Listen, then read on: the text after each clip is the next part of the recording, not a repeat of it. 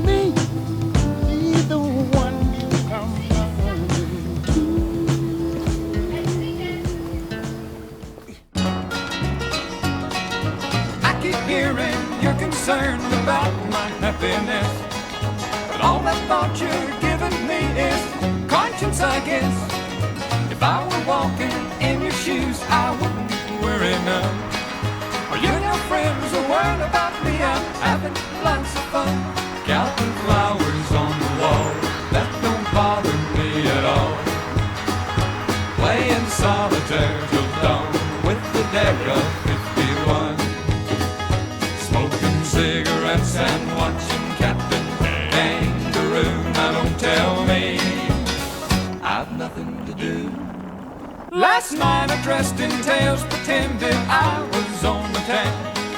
As long as I can dream, it's hard to slow the swinger down. So please don't give a thought to me, I'm really doing fine. You can always find me here and having quite a time.